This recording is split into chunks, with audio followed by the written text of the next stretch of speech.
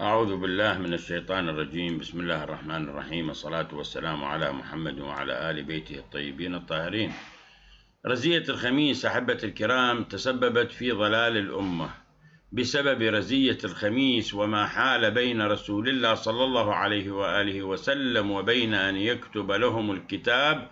تمزقت الأمة، وهؤلاء الذين رفضوا الكتاب أن يأتوا بالكتاب ليكتب الرسول صلى الله عليه وآله وسلم بالتأكيد قد وقعوا في الضلال. ومن يدعي أنهم لم يقعوا بالضلال يكون مكذبا لرسول الله، لأن النبي صلى الله عليه وآله وسلم ربط بين كتابة الكتاب وعدم الوقوع في الضلال، وهذا الربط ربط حق، يعني يكتب الكتاب تلتزمون به لا تقعون في الضلال، وكل من اتبع هؤلاء قد وقعوا في الضلال، والحمد لله نحن خرجنا منهم سالمين معافين. الآن حوار أحبة الكرام مع آدمن غرفة عمر، وستسمعون وتحكمون إن شاء الله، تسمعون وتحكمون. أحبة الكرام، الأخ مداراتي جاء، شوف اسألنا سؤال، شنو قلنا؟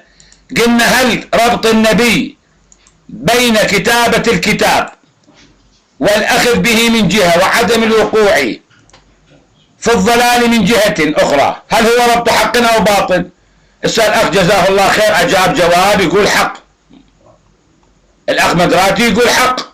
خو جيد، خو جيد، ها مو تمام؟ هذا إجابته يقول ربط حق، جيد. الآن سؤال لك بسيط، الكتاب لم يكتب، الكتاب لم يكتب، وقعوا في الضلال أو لم يقعوا في الضلال؟ حيا الله اقصدوني، ها وقعوا في الضلال؟ ما وقعوا، إذا مو ربط حق. إذا كيف تقول ربط حق؟ شنو التناقض هذا؟ شنو التناقض يا أحبة؟ أنتم ملاحظين؟ شوفوا ملاحظين التلاعب؟ ملاحظين التلاعب أو لا؟ إذا كان ربط، لا في تناقض، إذا كان ربط حق إذا عدم كتابة الكتاب وقعوا في الضلال. كيف لا؟ كيف لا؟ النبي الكريم قال آتوني أكتب لكم كتاب لن تضلوا بعده، لن تضلوا بعده. ها شرط شنو عدم الوقوع في الضلال؟ أن يأتوا بالكتاب، آتوني أكتب لكم كتابا لن تضلوا بعده. ها شفتوا شلون أحبة الكرام التناقض الآن في الإجابة؟ شفتوا شلون التناقض؟ إذا كيف تقول أن ربط النبي بين كتابة الكتاب وعدم الوقوع في الضلال ربط حق، والآن ما كتب الكتاب؟ هل وقعوا في الضلال؟ يقول لا لم يقعوا. إذا الربط مو حق، إذا الربط مو حق، إذا أنت تكذب رسول الله. هو هذا دينك؟ هو هذا دينك؟ أنت تكذب رسول الله على حساب عمر؟ تكذب رسول الله على حساب عمر؟ تطعن برسول الله على شأن عمر؟ هو هذا الدين؟ هو هذا الدين اللي أنت تحمله يا أستاذ مدراتي؟ هو هذا دينكم؟ هو هذا دينكم لو لا؟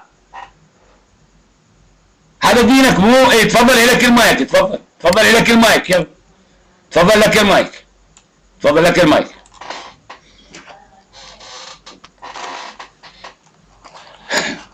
اللهم صل على سيدنا محمد وعلى اله وصحبه. شوف يا استاذ،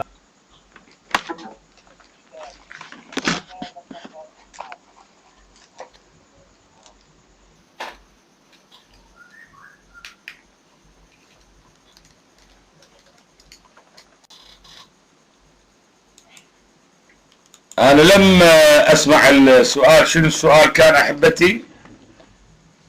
ممكن تعيد لنا السؤال أستاذ؟ بس خلي أصلح شو الصوت عندي به مشكلة.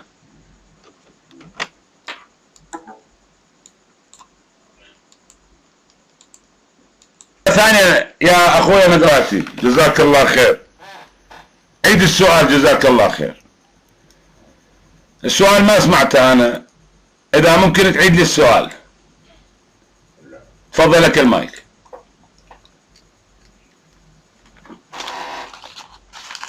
اللهم صل على سيدنا محمد وعلى اله وصحبه. استاذ عقيل، عندما قال النبي صلى الله عليه واله وسلم آتوني بكتف ودواء، بعد الحادثة بكم يوم توفى النبي صلى الله عليه وآله وسلم؟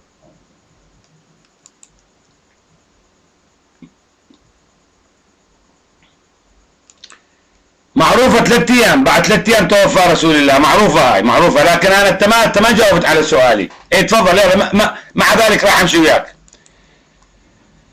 مع ذلك راح أمشي وياك، لكن أنت ما جاوبت على السؤال. أنا أسأل السؤال: هل ربط النبي الكريم بين كتابة الكتاب والأخذ به من جهة وعدم الضلال من جهة أخرى، هل هو ربط حق أو باطل؟ أنت قلت حق. الكتاب لم يكتب، الكتاب الذين رفضوا الكتاب والكتاب لم يكتب، عندما لم يكتب الكتاب وقعوا في الضلال أو لم يقعوا؟ ما جاوبت عليه، بس اسألت أنا جاوبتك، قلت لك بعد 3 أيام توفى رسول الله. الحادثة كانت الخميس وتوفي يوم الاثنين. تفضل لك المايك، شبهة قديمة ومردود عليها. تفضل لك المايك. ما في شبه يا سيد عقيل، أنا أتكلم معك الآن في العقل والمنطق. أنا قلت لك بعد الحادثة ب3 أيام مثل ما أنت توفي رسول الله صلى الله عليه وآله وسلم. رسول الله صلى الله عليه وآله وسلم ما بعث إلا رحمة للعالمين وإخراج الناس من الضلالة إلى الهدى. فهل ما وسع رسول الله صلى الله عليه وآله وسلم أن يخرج الناس في هذه 3 أيام وأن يقولها للناس؟ إذا لم يقعوا فعلا، وإلا النبي صلى الله عليه وآله وسلم أراد أن يقعوا في الضلالة على كلامك أنت. تفضل. لا ما أراد لهم النبي أن يقعوا في الضلال. أولا أنت ما دارس القضية جيد.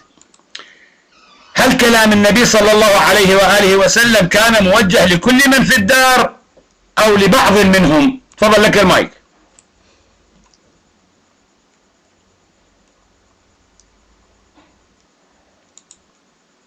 النبي صلى الله عليه وسلم بعث للعالمين موجودين في الدار، وجه لهم: آتوني لكل الموجودين. من حضر في الدار وجه لهم الكلام، ويعتبر خاصة لأهل البيت اللي كانوا موجودين في الدار، كتف ودواء. تفضل. لا، البخاري لا يقول هكذا، هذا كلام البخاري. شوف حتى تعرف، ما أنا أقول لك، أنا ليش أقول لك أريدك تتعلم. فاختلف أهل البيت فاختصموا، منهم من يقول قربوا يكتب لكم، ما قالوا قربوا يكتب لنا. منهم من يقول قربوا يكتب لكم النبي صلى الله عليه وآله وسلم كتابا لن تضلوا بعده، ماكو ضلال. ومنهم من يقول ما قال عمر.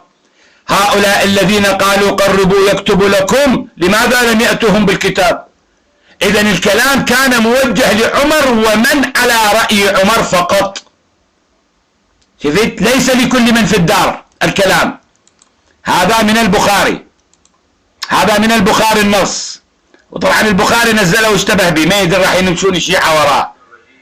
نزل الحديث من السند والمصدر، سند ومصدر في سند البخاري. سند تريد البخاري؟ يا تفضل تفضل هكذا، هذا يا قدامك. نزل أحبتي الكرام، نزل الحديث بالكامل أحبتي، صحيح البخاري المتوفي 256، المحقق محمد زهير بن ناصر الناصر. شفت شلون؟ فاختلف أهل البيت فاختصموا، منهم من يقول قربوا يكتب لكم. قرب، ما قالوا قربوا يكتب لنا، لكم يا عمر، انت ومعيتك. صلى الله عليه وسلم كتابا لن تضلوا، انتم لن تضلوا، عمر ومن مع عمر لن تضلوا بعده. ومنهم من يقول ما قال عمر. اذا كلام النبي ما كان موجه لكل من في الدار يا مدراتي. اذا كلام النبي لم يكن موجه لكل من في الدار. هذا على نص البخاري، على نص البخاري.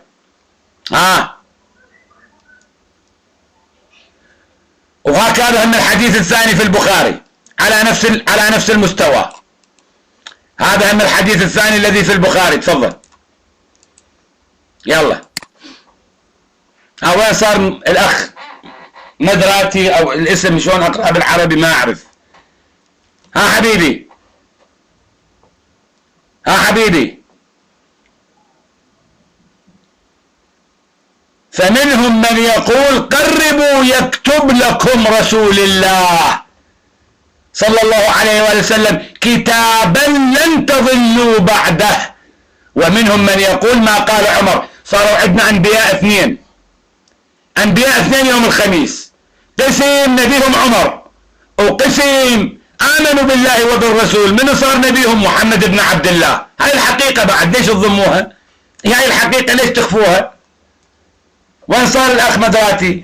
ما هو مدراتي راح بعد، شو تسوي؟ يلا إنا لله وإنا إليه راجعون. لا حول ولا قوة إلا بالله. راح يلا. على كل حال، ليش طلعت يا مدراتي؟ ليش طلعت؟ ابقى جاوب على الأسئلة يا مدراتي. ليش الهروب؟ بس بغرفتك بطل تقعد تسب الشيعة؟ ما تدافعون عن رسول الله، تدافعون عن عمر فقط عن عمر تدافعون. إلى هنا أحبتي نكتفي بعد أن هرب مدراتي من موضوع الحوار، والحكم للجمهور، وهو من يحكم وهو من يسمع وهو من يحدد.